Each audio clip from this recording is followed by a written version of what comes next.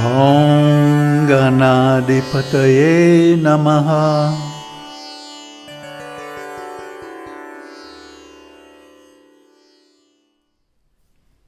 Namaste, and welcome to a new beginning, the conclusion, the final secret. So we've been talking about there's so many yogas, so many different processes of self-realization. And some are suitable for the mass of people, and some are only suitable for extraordinary or exceptional people. But there's one thing that all of these yoga processes have in common, and that is the final 3 steps to attaining enlightenment. Would you like to know what those are? Well, we've been talking about triples. Since the beginning of this channel. Ontological triples are the basic unit of existence. Subject, object, relation. A triple. Every language has as its core this fundamental structure.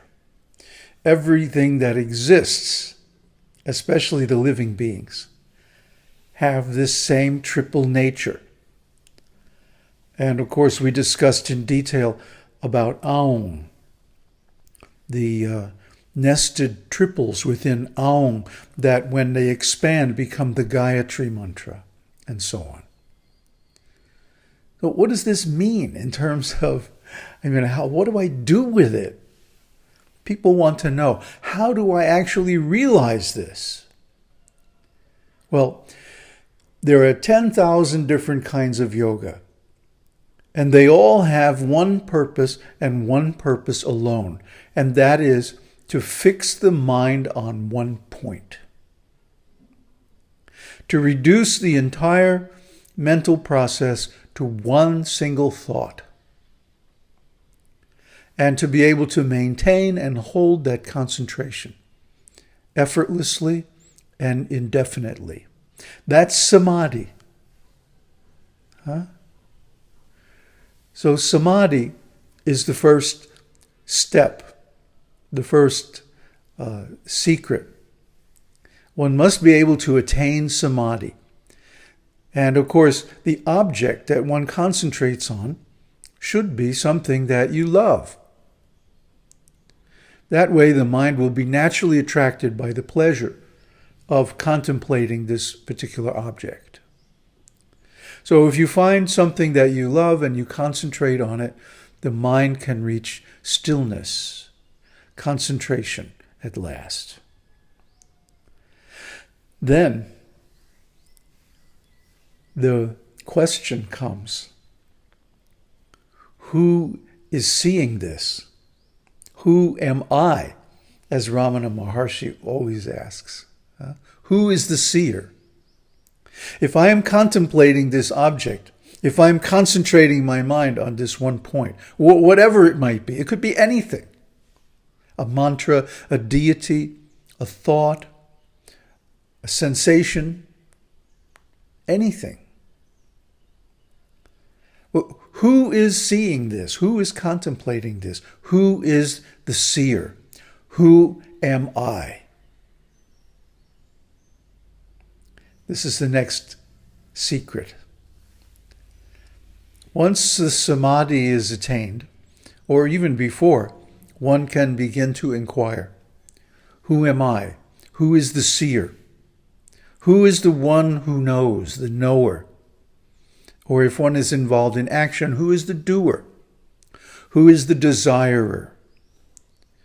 Who is the being? Who am I? And this has to be experiential. It's not a matter of sitting in the corner chanting like a mantra, who am I, who am I? That's like a parrot. Who am I? Useless. No, it has to be an experiential inquiry into Who is holding this thought? Who is contemplating this object? Who is in samādhi? Who is the knower? Who is the seer? Who am I? Or what am I? And of course, there's no verbal answer to this because it's not a verbal question. It's an experiential quest, an adventure. And if you are successful in this adventure, this is called self-realization. But that's only the second secret. There's one more. Remember, we said in the beginning it's a triple. The object, the knower, or the subject, and the relation. What is the relation between the seer and the seen, the subject and the object? What is the relation between Brahman and the creation? It's a big question, isn't it? How is it possible that the Brahman can emanate this material creation and remain unchanged?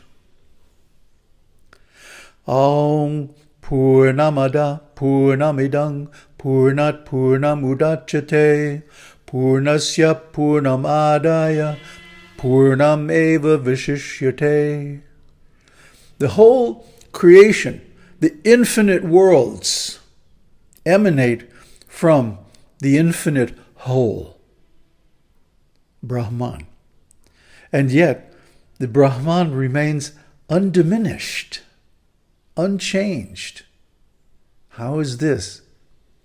Because the Brahman is the complete balance. The Brahman is the source, the self with a capital S. So this self is what we realize in the second secret. But what we realize in the third is the relation between the self and the creation, I and the world, Brahman and Shakti. So this cannot be described in words. We can approximate it. We can talk about the mathematics of it. If the whole is one, and when the whole creation, Purnat Purnam, Udachyate, is emanated from it, it still remains whole. Then the creation must be 0. 1 minus 0 equals 1. Infinity minus infinity is still infinity. These are very difficult concepts. In fact, to realize them, we have to go beyond concepts, beyond the mind, beyond words, beyond any kind of symbolic abstractions, like mathematics or whatever. It's non-conceptual. And we've been talking about non-conceptual nibbana from the Buddhist side. And from the Vedic side, we've been talking about complete self-realization. And all of these are non-verbal, non-conceptual, beyond mind, beyond symbols. It can't be communicated. But we can point at it. We can say, do this, try that. Go here and see. And that's what we're doing today. We're pointing a finger at an experience that cannot be communicated in any other way except to have that experience yourself. To practice the yoga. Whatever kind of yoga, whatever kind of object you want, that's not a problem. Because the Supreme is in everything. It is everywhere. Brahman is everything. There is nothing that's made without Brahman. Even the great avatars like Vishnu and Shiva, they are nothing but Brahman, the self. And that same self is in us too. So when we realize that self, and then we attain eternal happiness, but beyond that, there is one more stage. And I'm here to tell you that that is the ultimate. That is the final secret. So then somebody's going to say, well, how do we... It never fails. How do I realize this? How do I do it? It's up to you. This is why we're talking about the bell-shaped curve last time, and how the majority of people are in the middle of the bell-shaped curve, and only the extraordinary people are at the outside. Well, this is why only a few people attain self-realization. Even though theoretically it's possible for all. As Yogi Berra says, in theory and practice are the same. In practice, theory and practice are different. In theory, anyone and everyone, even an animal, can attain self-realization. But in practice, only a very few, only very exceptional people actually attain it. A lot of people talk about it. A lot of people pretend to have it. But the real thing is only for a few. And why is that? Because basically you have to understand the principle of yoga so well that you create your own.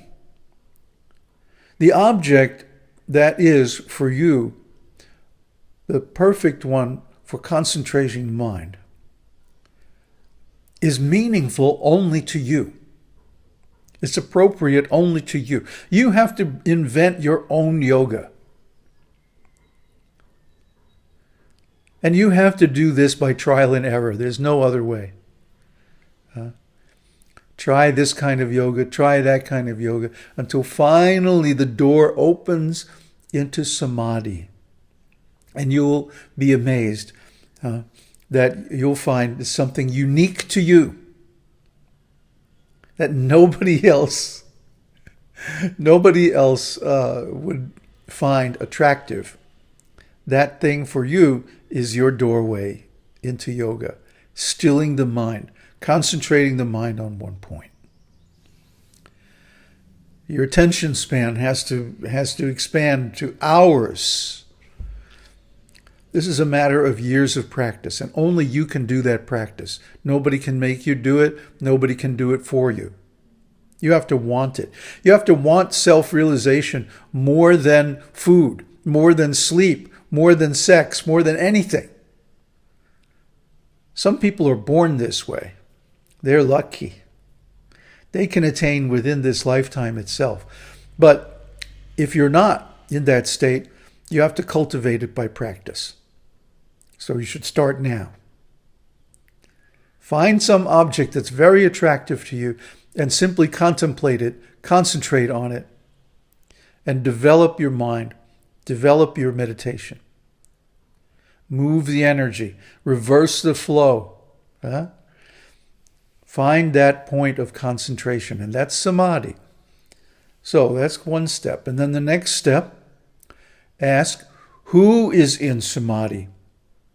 Who is the seer? Who am I? And then finally, what is the relationship between those two?